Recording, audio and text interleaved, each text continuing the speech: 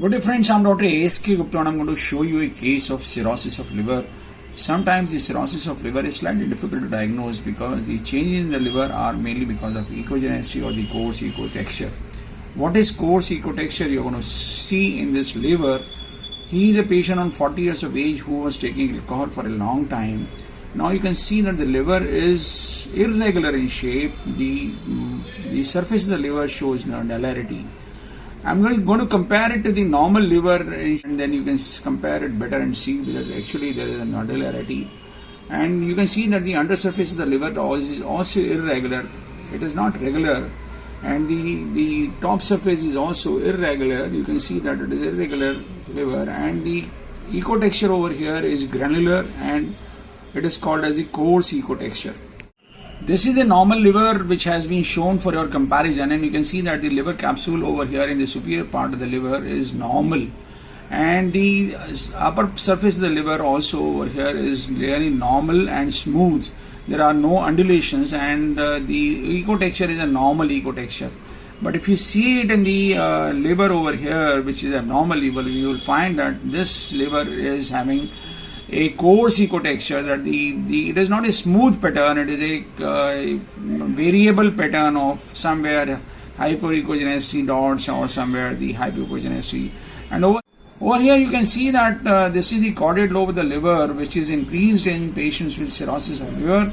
But if you compare it with the normal, you will find that the caudate lobe over here is not increased. This is a normal patient and the caudate lobe is not increased over here. So in patients with cirrhosis of liver, you will find that the caudate lobe is increased, the liver is coarse in echo texture, and there is a nodularity of the surface of the liver.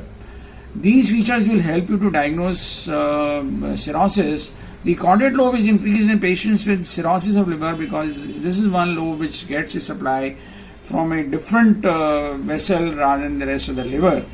And now when we see the liver cirrhosis, we should always jump onto the spleen, whether it is increased in size. The spleen is increased in size, it is 139 millimeters. Normally the spleen in an adult is up to 120 millimeters, and the width of the spleen is also increased. But here do we find that are there any varices? But we find that the varices are not there, so the portal hypertension has started just developing, but it is not completely developed. Neither the splenic artery and the splenic vein are normal in dimension, and they do not show increased size.